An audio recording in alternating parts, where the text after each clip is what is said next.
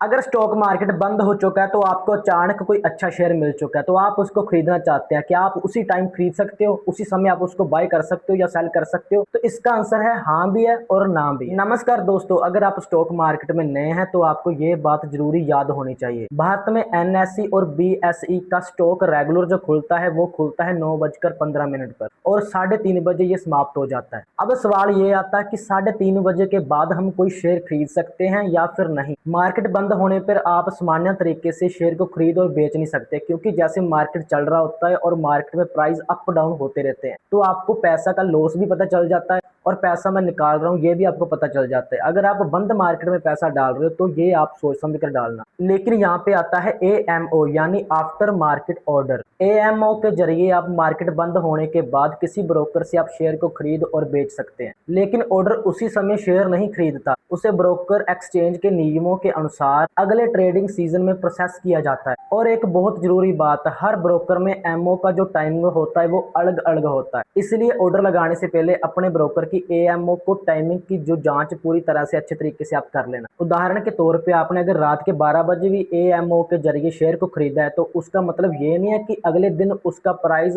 उसी प्राइस पर खुलेगा।